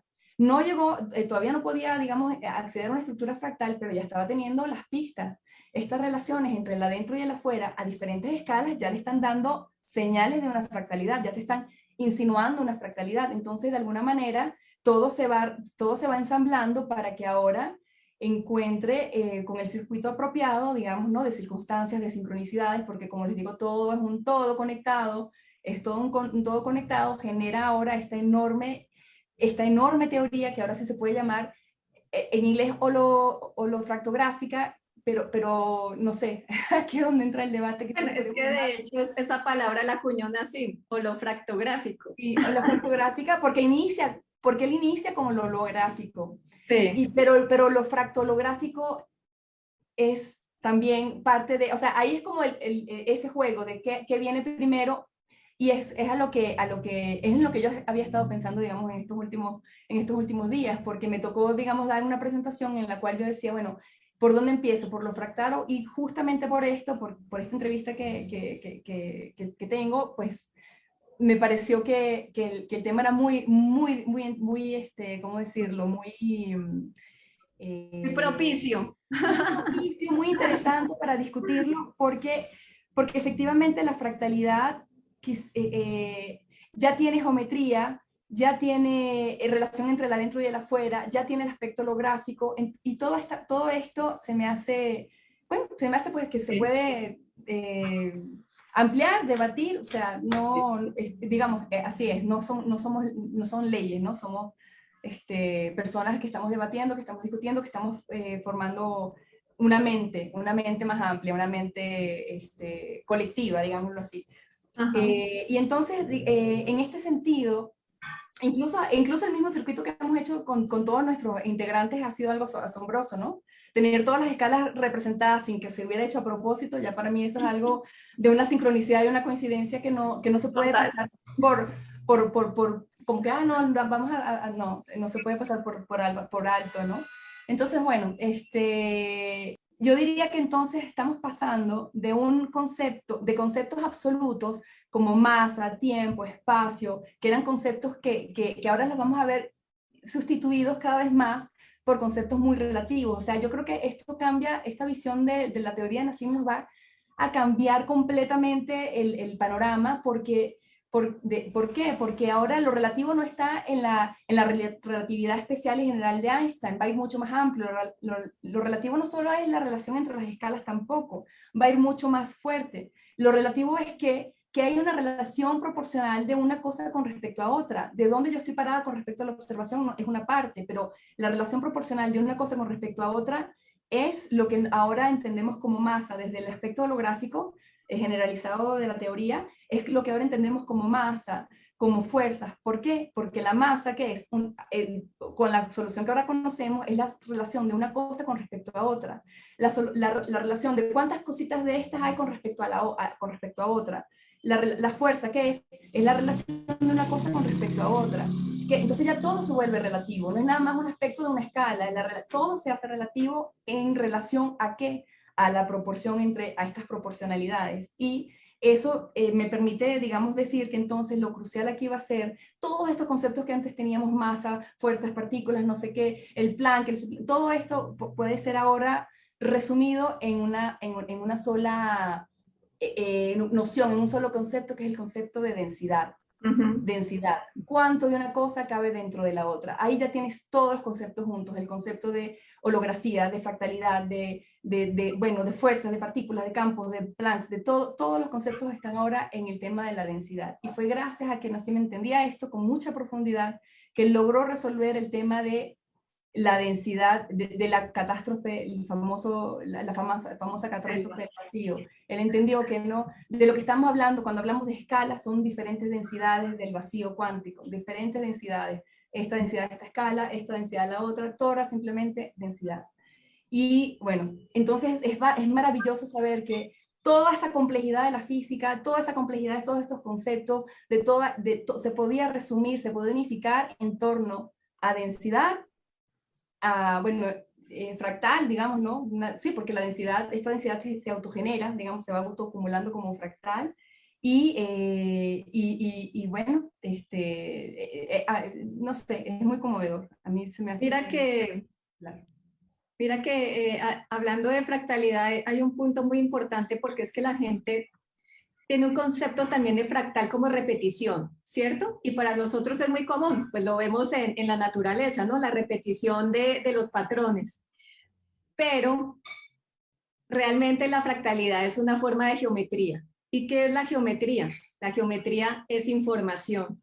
Y resulta que esta fractalidad no es una repetición totalmente perfecta, no es una réplica ni una copia exacta, porque entonces el sistema de retroalimentación no funcionaría, que es algo muy importante.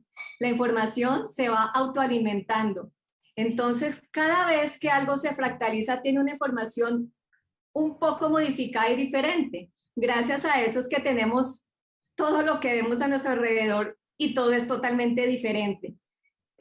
Importante también aclarar eso, ¿no? Que la fractalidad no quiere decir una repetición totalmente idéntica, una réplica, una copia totalmente idéntica, porque es un cambio de información fractalizada, ¿sí? Y gracias a este cambio de información que se da fractalmente a través de las escalas, es que concebimos todo lo que existe en el universo, si no todo sería idéntico. O sea, es decir, todo sería solo una cosa. Importantísimo. ¿Qué es lo que es? Es tan importante, pero ya va, es que eso es lo que te está diciendo la solución. O sea, el fractal nunca puede ser igual a sí mismo, porque con cada iteración va ganando o sea, justamente por eso tiene que ser una ecuación fractal, porque una ecuación fractal jamás se repite a sí misma. ¿Sí me explico? Ella está evolucionando hacia afuera o hacia adentro, depende de la referencia que tú tomes, pero por eso justamente tiene que ser una relación fractal. El fractal nunca se repite, es imposible que se repita. O sea, lo que se repite es ¿cómo decirte? Lo que se repite es ¿cómo decirlo? Es como un patrón armónico. Es un patrón armónico repetitivo, pero con diferente grado de información. Sí, o sea, el fractal lo que te garantiza es que siempre te está generando nueva información, es a eso a lo que voy. Sí, y como siempre te está generando nueva información, ¿por qué? Porque eso es justamente la geometría fractal, eso es precisamente por la cual había que usar una relación fractal y no otra. Y sobre una estructura básica, que es por eso que Exacto. todo en el universo tiene la misma forma. Exacto. ¿No? Porque, claro, yo como me lo imagino es, si yo soy este universo y lo que estoy haciendo es olvidarme de mí mismo para poder experimentar mi propia creación, ¿vale? O sea, este espacio, lo que tengo que hacer es una forma que siempre se repita para no olvidarme del todo de quién soy, para siempre poder volver a mí mismo, ¿vale? Porque si no, a lo mejor caería en la problemática de olvidarme por completo de quién soy, de qué es la creación, de qué no lo es, ¿no? Entonces, es súper, súper extraño, súper interesante como tema de conversación. Y... El tema de la autosimilaridad es muy importante, tal cual, es un autorreferencial. De hecho, si uno se da cuenta, el spin es un autorreferencial de rotación, pero aquí el tema está en qué momento esa autorreferencial de rotación, uno se puede imaginar el protón escapando de un agujero, digamos, escapando de un agujero negro y creando un universo, ¿no? Pero esa rotación, eso no va a ser una bola así como un globo que se infló así, no, porque es una rotación. Entonces, va a ser una forma espiral de rotación que va a crecer muy rápido, obviamente, ¿no? Pero en espiral. Entonces, eso ya te limita a una condición de borde. Esa es una condición de borde primaria. Y todas las rotaciones que se den adentro van a tener que escalar, porque esa es la condición de frontera que se generó, en relación a esa autorreferencial de rotación que se expandió de una manera tan grande que ahora se fractaliza en referenciales de rotación más pequeño, ¿no? Y eso me parece que es muy importante porque lo que nosotros de lo que estamos realmente hablando son de rotaciones dentro de rotaciones. Nosotros tenemos la imagen de que estamos hablando como de las muñecas rusas unas dentro de otras, pero en realidad de lo que estamos hablando es como lo veían los mayas, rotaciones dentro de rotaciones. Entonces, en este enorme reloj fractal, ¿cómo se insertan rotaciones dentro de las otras rotaciones? Y una de las cosas que yo estoy trabajando, digamos, con el equipo es precisamente en entender que estas rotaciones, que las unidades que estamos contando son en realidad las rotaciones. Esa es el ticking del reloj. El ticking del reloj son las rotaciones. Una rotación, dos rotaciones, ese sería como el tic-tac del reloj.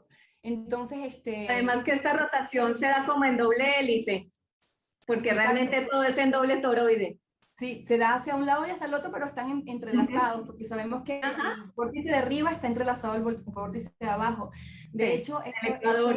eso es, exacto, eso es parte sí, efectivamente, y nosotros sabemos que todos lo fractalicemos de manera, por eso digo que no es un doble, o sea, ese hecho de que sea doble, pero a la vez hace que sea cuádruple en realidad, ¿no? O sea, en realidad no es un doble toroide, hay un aspecto cuadrupolar en esto que es lo que se va a explicar con mejor Sí. detalle en el módulo 4, porque si no, no habría, digamos, la dinámica en sí. Y entonces esto de las rotaciones dentro de las rotaciones, en relación, digamos, fractal, entre ellas, que quiere decir básicamente que están ocurriendo en escalas o en armónicos específicos, también toca, por supuesto, a temas pues de armonicidad, de resonancia, de música. Por eso es que uno puede hablar de las músicas de las esferas, de que el movimiento astronómico es un movimiento, digamos, es una La sinfonía armonía. estelar, es como que, La ¿no? armonía del universo. ¿Sabes La dónde? Eso armonía está muy bonito y muy bien explicado en el libro de nuestro compañero Marshall Leffers en Cosmometry, que de hecho ya está en hermosísimo. español, que ya se lo traduje. Qué maravilla. Ese libro es maravilloso porque él hace la conexión también, ¿no?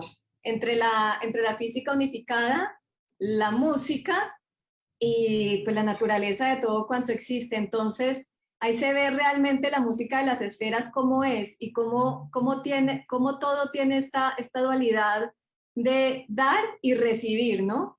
De que para que algo fluya también debe haber una tensión. Y gracias a esta tensión, uno puede poner una intención en que ese suceso se lleve a cabo. Es decir, ese libro también es muy interesante porque nos muestra toda la fractalidad de la naturaleza, nos muestra cómo va concatenada con la armonía y cómo la música también es un universo fractal totalmente, ¿no? En octavas, es algo maravilloso. Sí, El todo siempre, universo es musical. eso es musical. Sí, es resonancia. Y si no estás en armonía, pues no vas a tener una linda melodía. Entonces, realmente nosotros trabajamos es en la armonización, digamos, de nuestra humanidad y así tener una armonización a nivel cósmico, que es lo que necesitamos en estos momentos. Tenemos que estar en la misma armonía. Sí, Es muy importante, ¿no? Como para concluir, que es lo que también siempre nos pone a pensar mucho en Nassim Haramein, que realmente lo que necesitamos como humanidad es estar en armonía, en tener esa retroalimentación entre todos de tomar conciencia de todos nuestros pasos que damos en la vida, porque como le hemos dicho muchas veces, todo está conectado con todo lo demás y todas tus acciones se ven reflejadas a todas las escalas, en nuestra escala biológica, en la escala microscópica y a nivel cósmico. He ahí la importancia de la unificación de absolutamente todo, ¿no? De fuerzas, campos y partículas, con el tema de la conciencia de nosotros como parte integral de todo este conjunto, ¿no? efectivamente. Esa es una muy bonita manera de cerrar porque antes de retomar el tema del fractal, a lo que finalmente esto nos lleva es a que en esto que somos, en esto que soy yo y que estoy aquí sentado en esta interacción, están involucradas todas las escalas. Esa es precisamente la importancia de este trabajo, que cuando tú logras entender que hay una relación directa que este proceso de retroalimentación concierne a todas las escalas, entonces todas las escalas participan en esto que está ahorita en este momento. Todas las escalas, desde la escala atómica y desde la célula y más adentro y hasta más afuera y más afuera y más afuera. Y eso es algo que hasta llegar al universo y multiverso, todas las escalas están informando y formando parte de esta, digamos, sinfonía que se localiza en cada punto, ¿no? En este caso, en cada célula, o sea, la célula podría ser en este momento el universo. Cada uno de nosotros es un sonador armónico. Visto exactamente, y por ejemplo la célula podría ser el centro del universo visto desde esa célula, todos compartimos, cada referencial de observación comparte, digamos, esta misma característica. Entonces, y eso es fascinante porque nos hace entender, pues, nos empodera nuevamente y nos dice qué tan realmente valiosos podemos ser, qué valiosos ya somos, de hecho, ¿no? Porque si una cosa logró hacer la ciencia, digamos, preunificada, es que no nos permitía entender nuestro propio valor, nuestra propia valía. Éramos algo anecdótico. Quizás a lo más que podíamos aspirar era, bueno, ok, el tema de la familia, los hijos, pero es algo, un aspecto muy reducido, ¿no? El hecho de no tener, y entonces, claro, te sientes mal porque si de pronto decides tomar otro camino, pues entonces ya no te vas a realizar. Hay muchos juicios y prejuicios a nivel social que entran en juego porque nuestra cosmovisión está guiada de alguna manera por una visión disociada en la cual no solo hemos disociado todas las áreas de la ciencia, sino que además hemos disociado la ciencia de la conciencia, además hemos disociado el espíritu de la mente del cuerpo, o sea, toda esta disociación genera al final una enorme neurosis. O sea, yo creo que mi mayor preocupación en este momento es la neurosis que se genera a raíz de tanta separación y de tanta división, tanta falta miedo y tanta falta de confianza en la vida, en tu propia capacidad, en tu propia voluntad, en la capacidad de poder tener una inherencia directa en tu realidad. Pero además no solo eso, sino que lo más importante de todo esto es que esa la puedes tú acceder desde adentro. No, ese voluntarismo hacia afuera también está siendo muy dañino para el planeta. Todo lo que hacemos de querer depredar hacia afuera, tomar hacia afuera, porque quiero sobre todo, toda esta sensación de supervivencia que tenemos tiene mucho que ver con el hecho de que no nos sentimos conectados, de que hay escasez, porque tenemos impuesta la creencia de la escasez, ¿no? Por los paradigmas que nos gobiernan a través de la ciencia, digamos, moderna, y todo esto nos produce, pues, una enorme insatisfacción, además yo creo, ¿no? El tema que yo la veo muy reflejada en cómo se manejan las redes sociales, por ejemplo. A mí eso es uno de los aspectos en donde yo veo mucho el problema de la desconexión con la naturaleza, de la desconexión con el otro, porque, bueno, uno lo ve ya directamente cuando estás en un espacio y ves que todo el mundo está viendo el celular en lugar de estar platicando entre ellos, en lugar de estar realmente en el tiempo presente. Entonces todo eso, toda esa evasión que existe, porque es una realidad con la que no resonamos, ¿no? Entonces el aspecto psicológico, el aspecto emocional, el aspecto espiritual que nos aporta este modelo, que no solo abarca y explica todas las escalas de la física, que lo va a hacer y lo van a ver de manera, digamos, incuestionable, además nos está aportando un sustrato, un arraigo, una contención que nos permita ser, que nos permita estar en confianza, felices, podernos relacionar con el otro y con lo otro desde otro ángulo, que esa es para mí mi mayor aspiración y mi mayor preocupación y por lo cual sigo, digamos, esta fundación con tanto amor. Porque eso es lo que es el amor, es desear vida, es desear que esto que siga adelante, que prospere, que se transforme, y no tener ya tanto, y bueno, pues sí, efectivamente en algún momento habrán temas muy delicados que se podrán abordar más adelante, ¿no? Temas como la longevidad, como la salud, como la vida, la muerte, todo esto también entra de todos estos temas que a nosotros en este momento, para el cual todavía somos muy inmaduros como sociedad. Pues yo siento que nuestra sociedad todavía está, pero es porque no había algo sobre lo cual nos pudiéramos, por eso uso la imagen de arraigo y contención, sobre lo cual nos pudiéramos, digamos, encontrar algo que realmente nos diera un arraigo, una contención que fuera legítima, que fuera real, ¿no? Entonces, sí, yo siento que esto la aporta. Entonces, bueno. Y mira que todo esto nos lleva a pensar también en el Premio Nobel de Física de este año, ¿no? El tema del cambio climático es importante porque esto nos lleva a mirar realmente si vamos a prosperar como humanidad o no. Estas tres personas, estos grandes ilustres que se llevaron el Premio Nobel de Física este año, es más que todo por el estudio del cambio climático en general y también por estudiar los sistemas físicos complejos y cómo solucionar toda esta información que se genera tanto en el clima como en nuestro entorno, ¿no? A nivel humano. Es decir, aquí ya vemos que ya la parte conceptual del mundo físico también tiene que ir muy anclado con el concepto que tenemos como especie. Sí. Y cómo vamos a prosperar, pues que prácticamente vamos destruyendo poco a poco, ¿no? Entonces hay que darle un valor muy importante al Premio Nobel de Física de este año porque nos abre las puertas también para entender nuestra conexión y la importancia que tenemos nosotros como individuos en este en este local, ¿no? En este colectivo pequeño en el que estamos y que nuestras acciones trascienden más allá de lo que nosotros podemos pensar. Exactamente, porque el sistema complejo aquí incluso va más allá del planeta, o sea, aquí el Claro. tema del cambio climático es un tema que sí sería muy bueno investigar a fondo, porque el sistema solar no es que está ahí estático en una zona del espacio-tiempo, él está viajando. Viajando. Tiempo. Y ahí también eso puede estar influenciando pues los cambios que estamos observando en el planeta, no es que son todos debidos a nuestra acción humana. Por ejemplo, estamos viendo una actividad enorme de volcanismo, de terremotos. Eso no es actividad humana, lo lamento muchísimo, eso es algo que va al magma de la Tierra. Está entendiéndose por fin la relación que hay entre las llamaradas solares y el núcleo de la Tierra. Se sabe ahora que sí debe haber una correlación.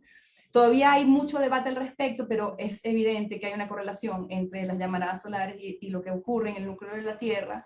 Esos son sistemas complejos. Entonces, una manera, y sí, yo efectivamente, fíjate que aquí en México, yo junto con otras personas hemos creado un instituto de sistemas complejos, se llama Hipatia Research Institute México, y Sí. justamente el tema es sistemas complejos. Sí. Es una manera de decir ciencia unificada, porque finalmente los sistemas complejos y ciencia unificada es lo mismo, le podrías llamarla de la misma manera. Sistemas complejos, ciencia unificada es la misma, pero sí unifica, o sea, hay que llevarlo hasta sus últimas consecuencias, digamos. Lo que se unifica es ya aceptar de una vez y de aquí en adelante que no se pueden seguir trabajando en el marco de los sistemas aislados. Entender que esos son los límites, ya hicimos lo que se pudo hacer, nos llevó muy lejos, pero ya llegamos como al callejón sin salida de materia y energía oscura, de una cantidad de cosas, de agujeros negros como estos devoradores, o sea, ya nos aportó hasta donde podía aportar y ahora hay que pasar a otra escala, subir, llegar hay que cambiar a otro nivel, a otra dimensión, a otra densidad. Exactamente. Así es. Así es. Entonces, bueno, pues yo creo que nos podemos ir despidiendo. Qué bueno a la gente Sí. que nos acompañó. Entonces, bueno, vamos a recordar un par de cositas. No, Marco, ¿tú les quieres recordar? No sé, lo del viaje, está el viaje a México, no sé si eso... Hay varias cosas. ¿Sí? Ok. Lo del viaje a México. O lo podemos anunciar en las redes. Poquito. No sé si justo la noticia era que teníamos que esperar un poco a que saliera todo bien, pero bueno, okay. Es evidente que ya ha salido por redes sociales y que se sabe que va a haber un viaje a Tulum, ¿no? Dentro de poquito, en febrero creo que es. Febrero. Y bueno, invitaros a todos, puesto que está sucediendo en Tulum, México, a que os podáis acercar por allí, todos los que seáis de Centro, Sudamérica y evidentemente todo el planeta, ¿no? Pero como estamos hablando en español, pues enviamos el ruego hacia toda esta gente que nos escucha y que nos sigue y que bueno, están conectados con nuestro canal, ¿no? Un poquito invitaros a que durante, no sé exactamente, es un poquito más de una semana, si no recuerdo mal, y bueno, pues va a estar allí Nassim y es una gran oportunidad para conocer sus últimos descubrimientos y un poco estar conectado con toda la comunidad que se suele acercar a estas reuniones y que aparte son tan divertidas. Yo estuve justo, aparte me apetecía venir a esta de este 2021-2022 porque es justo 10 años más tarde de cuando yo estuve con Nassim en 2011. Pues allí estudiando, pues justo acaba de destacar todo el tema del protón de Schwarzschild, etcétera. Y pues ahora, evidentemente, la teoría ha evolucionado un montón y pues eso, invitaros a todos a que seáis parte, a que vengáis allí, a que podáis ir de aventuras con él y con todo el grupo, ¿no? A lugares increíbles como Teotihuacán, como todas las ruinas que hay por allí, toda esta sabiduría maya ancestral tan increíble, precolombina. Así que nada, un poquito invitaros a eso. Agradecer a todo el mundo que ha estado con nosotros, tanto vía Facebook como hoy aquí, que hemos tenido un montón de gente. Pues esto, a que os sigáis conectando, a que sigáis haciendo preguntas, a que sigáis siendo curiosos. Y bueno, sin más, invitaros también a que os suméis a nuestras redes sociales. Tenemos redes en Facebook, en Instagram, en YouTube, donde vamos subiendo un montón de material interesante conectado con todas estas teorías de unificación. Y bueno, un poquito La semana que viene tendremos, como siempre, como cada mes, las llamadas grupales, donde os podéis conectar y podéis estar dialogando y conversando con gente que piensa más o menos como vosotros, ¿no? Puesto que se han metido en este colectivo que somos. Y ya está, poquita cosa más. Daros las gracias. Muy bien. Muchas gracias. Adiós. Chao, chao. Bye, bye. Chao. Gracias. Bye, bye.